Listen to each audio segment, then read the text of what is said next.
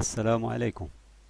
Les réponses immunitaires, sciences de la vie et de la terre, troisième année collégiale, le système immunitaire.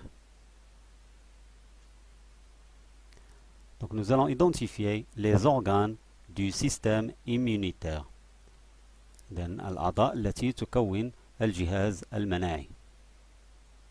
On a tout d'abord un organe qui s'appelle le thymus et c'est un organe primaire pour le système immunitaire. Donc cet organe se localise au niveau du thorax et il est très important parce que c'est le lieu de maturation de certaines lymphocytes. On a aussi la moelle osseuse, ce tissu qui est à l'intérieur de l'os, donc et qui permet de fabriquer non pas seulement toutes les cellules du sang, mais surtout les globules blancs qui jouent un rôle au niveau de l'immunité. Donc le lieu de formation des cellules immunitaires, les leucocytes, les globules blancs, c'est au niveau de la moelle osseuse. On a aussi des organes secondaires, à savoir la rate, tohal. Donc c'est un lieu de stockage des cellules immunitaires. Aussi, les organes, les ganglions lymphatiques sont des organes secondaires au niveau du système immunitaire. Donc, parmi les vaisseaux lymphatiques, on trouve des nodules qui s'appellent, ou bien au niveau d'autres organes, qui s'appellent des ganglions lymphatiques. Et à l'intérieur de ces ganglions lymphatiques, on trouve un stockage de cellules, surtout de lymphocytes. Justement, ces cellules immunitaires sont, on a les cellules dendritiques, les macrophages, les mastocytes, granulocytes et monocytes qui deviennent des macrophages sont tous des phagocytes, c'est-à-dire ce sont eux qui agissent au niveau de la réponse immunitaire naturelle et qui font la phagocytose. Mais il y a aussi les cellules immunitaires qu'on appelle les lymphocytes. Et il y a deux types de lymphocytes. Les lymphocytes B impliqués dans la réponse immunitaire humorale et les lymphocytes T impliqués dans la réponse immunitaire cellulaire. Mais les lymphocytes T sont de deux types. Il y a des lymphocytes T4 et des lymphocytes T8. LT, c'est-à-dire lymphocyte T4, lymphocyte T8. 4 et 8 veut dire tout simplement le nombre de protéines à la surface de ces cellules. Donc, le système immunitaire comprend des organes primaires qui sont la moelle osseuse et le thymus. La moelle osseuse, c'est le lieu de fabrication des globules blancs, des cellules immunitaires, et le thymus, c'est le lieu de maturation de certaines cellules immunitaires. Deuxièmement, il y a des organes secondaires. Ce sont surtout la rate et les ganglions lymphatiques et qui sont les lieux de stockage de ces cellules. Donc le système immunitaire est formé par des organes primaires tels que le thymus et la moelle osseuse, des organes secondaires, à savoir la rate et les ganglions lymphatiques, et des cellules immunitaires, ce sont les globules blancs. Donc le cycle de vie des lymphocytes est le suivant. Ils sont fabriqués au niveau de l'os, parce qu'au niveau de la moelle osseuse, il y a des cellules qu'on appelle des cellules souches. Ces cellules, on sait qu'ils se multiplient et se transforment en globules rouges, en globules blancs et en plaquettes, c'est-à-dire les cellules sanguines. Ce qui nous intéresse, nous, ce sont les globules blancs. Donc là, on observe une image microscopique de cellules souches au niveau de la moelle osseuse, au niveau de l'os, et ces cellules, ce sont eux qui se transforment et donnent des lymphocytes T et des lymphocytes B. Donc on sait qu'il y a des lymphocytes B et des lymphocytes T, et au niveau des lymphocytes T, il y en a deux sortes. Donc au niveau de l'os, les lymphocytes B sont fabriqués, puis restent dans l'os jusqu'à maturation.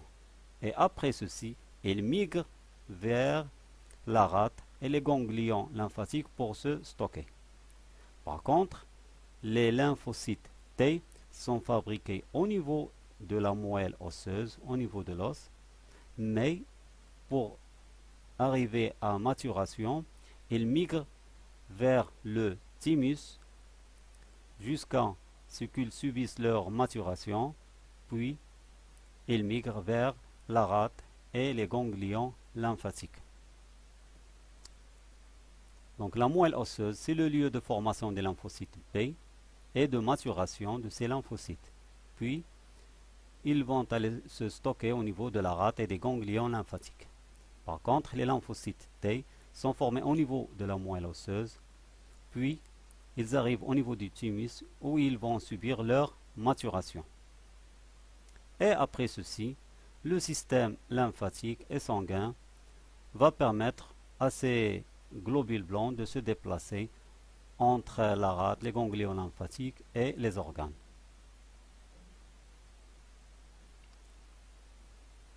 إذن على مستوى النخاع العظمي يتم إنتاج الكريات اللمفاوية B التي تبقى في العظم حتى تنضج، ثم تنتقل نحو الطحال والعقد اللمفاوية.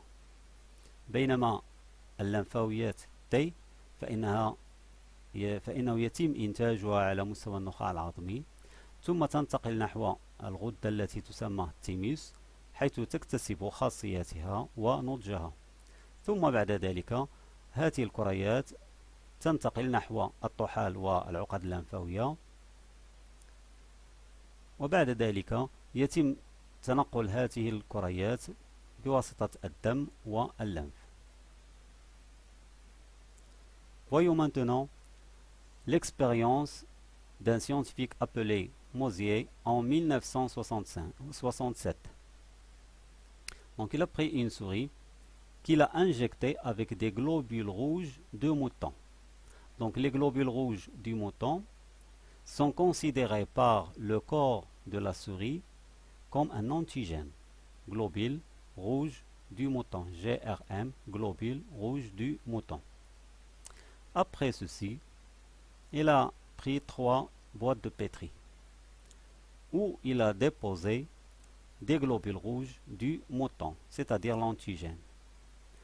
Ensuite, il a extrait du corps, surtout de la rate, du corps de la souris, les globules blancs des macrophages. Ensuite, il a extrait de la rate les lymphocytes B et T et les a mis au niveau de la boîte de pétri 1 et 2. Donc, au niveau de la boîte de pétri 1, on a les lymphocytes B et T avec l'antigène, globule rouge du mouton. Au niveau de la boîte 2, nous avons, en plus de l'antigène, des lymphocytes B, lymphocytes T et des macrophages.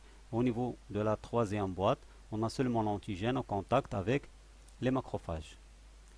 Puis, après, on a observé qu'au niveau de la boîte 1 et la boîte 3, il y a absence d'anticorps. Par contre, les lymphocytes B au niveau de la boîte 2 ont sécrété des anticorps qui se sont attaqués à l'antigène, c'est-à-dire les globules rouges du mouton. Donc, pour que les lymphocytes B sécrètent des anticorps, ils ont besoin de la présence des macrophages et des lymphocytes T. Donc pour que les lymphocytes B sécrètent des anticorps, ils ont besoin de la présence des macrophages et des lymphocytes T. Maintenant, parlons de l'effet de l'irradiation, c'est-à-dire des rayons très forts. Si le corps subit ces rayons, tels que par exemple si on prend une souris, il est exposé à une irradiation, donc ces rayons, ils ont pour effet de détruire les globules blancs. C'est pour cela que l'irradiation forte est très dangereuse pour le corps. Ils détruisent les leucocytes, c'est-à-dire les globules blancs. Maintenant, pour l'expérience 1, on a pris une souris normale et on lui a injecté des globules rouges de mouton, c'est-à-dire un antigène. On constate que la souris sécrète des anticorps. Donc le système immunitaire de la souris a reconnu l'antigène et il a sécrété des anticorps.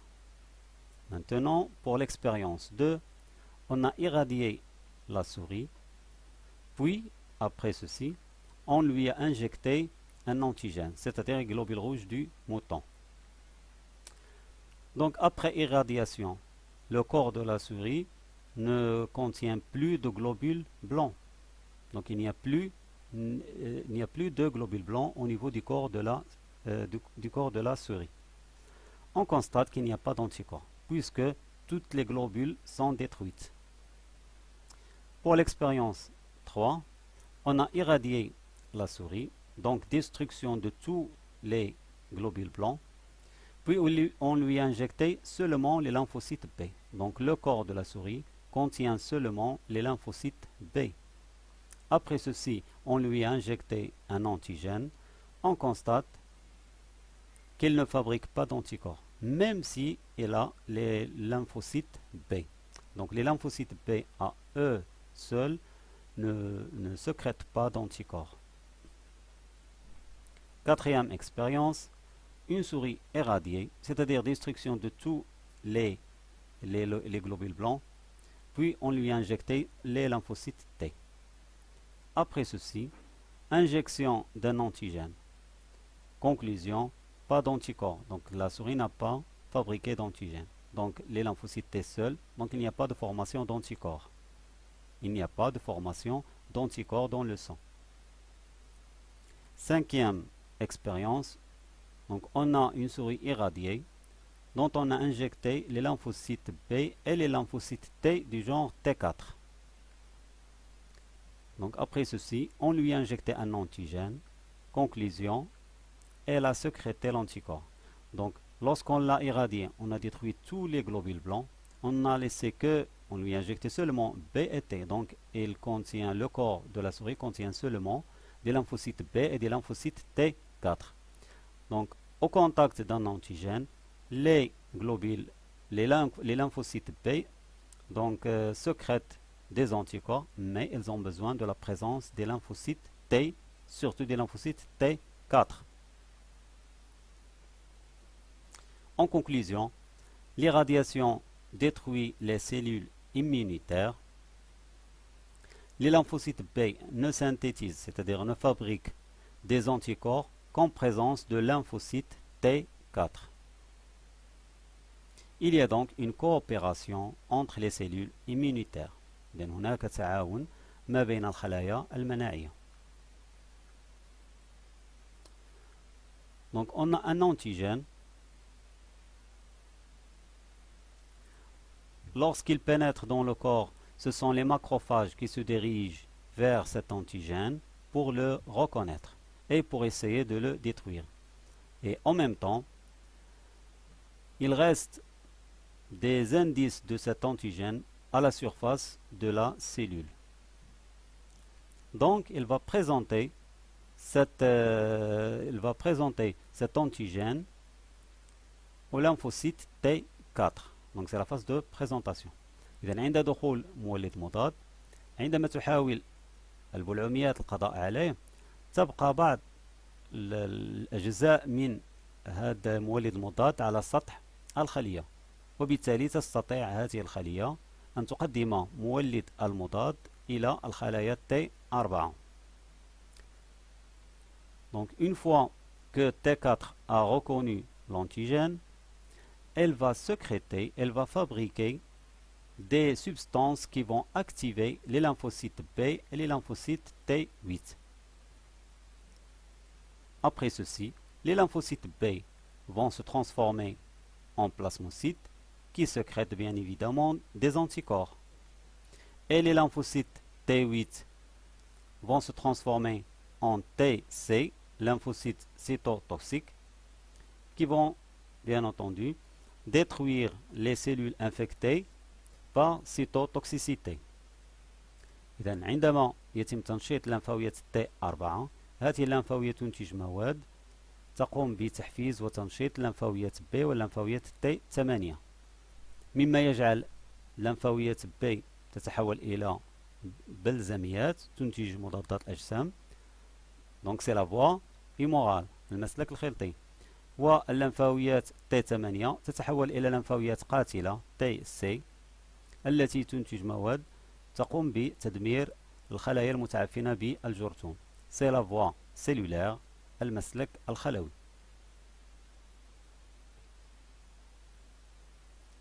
Donc la coopération entre les cellules immunitaires. D'abord, les macrophages présentent l'antigène au lymphocyte T.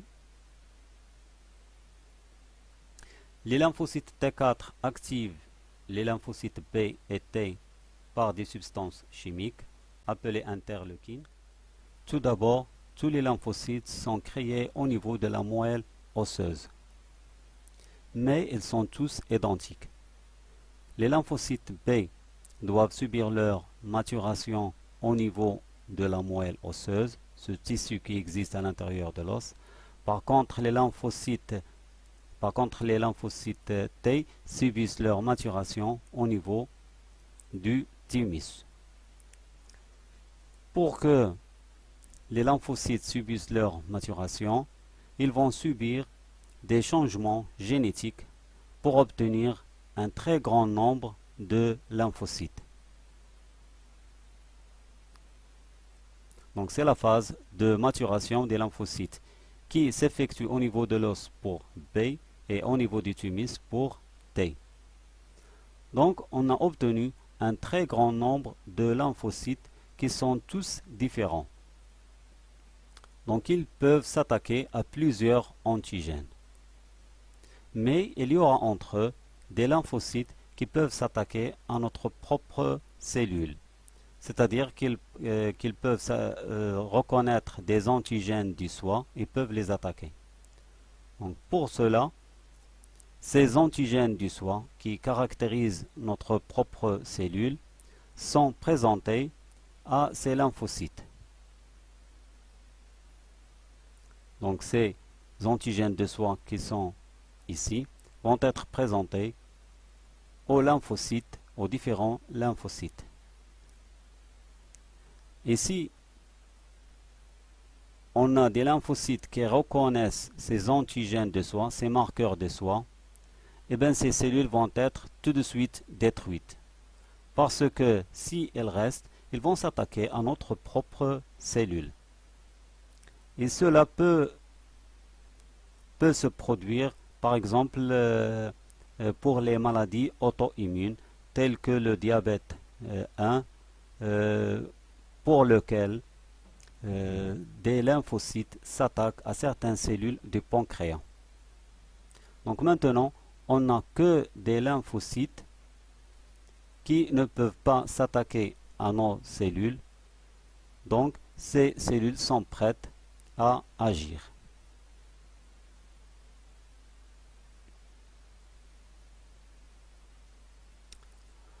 Donc on a dit que les lymphocytes B ont subi cette maturation au niveau de l'os. Les lymphocytes T ont subi cette maturation au niveau du thymus.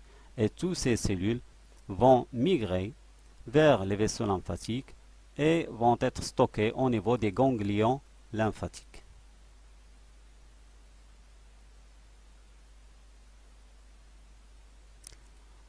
On a représenté ici deux infections. À gauche, une infection de bactéries et à droite, une infection avec des virus. Et on remarque que les premiers qui sont sur place, ce sont les macrophages et les cellules dendritiques, c'est-à-dire ceux qui font la phagocytose. Donc ce sont les premiers qui vont reconnaître ces agents pathogènes, ces agresseurs, tels que cette bactérie ou bien ces virus. Ils vont reconnaître les cellules infectées par le virus ou bien les bactéries. Il faut savoir qu'ils vont s'attaquer par la phagocytose à ces antigènes. Ils vont les détruire, bien sûr, mais pas que. En effet, elles vont former à la surface de leur membrane des marqueurs qui marquent l'antigène qu'ils viennent de détruire. Donc ils vont conserver une partie de l'antigène à leur surface. Et cette fonction, ce sont surtout les cellules dendritiques qui font cette action. Donc une fois ils ont reconnu l'antigène, ils vont partir vers les vaisseaux lymphatiques, que ce soit les cellules avec les fragments d'antigène qu'ils portent, ou bien les débris de l'antigène suite à la phagocytose. Donc ces débris et ces cellules macrophages-dendritiques vont migrer vers les ganglions lymphatiques, où il y a beaucoup de lymphocytes, différents types de lymphocytes. Donc il va falloir trouver les lymphocytes qui sont capables de détruire les antigènes qu'ils ont reconnus, ou bien les antigènes qui ont agressé le corps. Donc c'est une phase qui est très lente, au cours de laquelle ces cellules macrophages ou dendritiques vont chercher le bon lymphocyte qui sera capable de détruire l'antigène ou bien de reconnaître la cellule infectée par l'antigène. Donc il y a ici plusieurs cellules, parmi lesquelles il y a des lymphocytes B, des lymphocytes T. On remarque que les cellules dendritiques, ils sont en train de présenter l'antigène seulement aux cellules aux lymphocytes T. Par contre, les antigènes, eux, ils peuvent reconnaître, les cellules B peuvent reconnaître seul l'antigène. Donc, au final, on a sélectionné trois types de cellules lymphatiques. Il y a des lymphocytes T4, des lymphocytes T8 et des lymphocytes B. Donc ces lymphocytes T4 vont tout d'abord sécréter des substances qu'on appelle interleukine 2 pour qu'ils commencent à se multiplier et à se diviser plusieurs fois. Après ceci, ils vont ensuite sécréter d'autres substances interleukine 4 pour qu'ils deviennent matures. Donc c'est la phase de différenciation de ces lymphocytes T4. Donc maintenant, ils vont devenir prêts à agir. Quelle est leur fonction? Leur fonction, c'est de sécréter des substances qui vont activer en même temps les lymphocytes T8 et les lymphocytes B.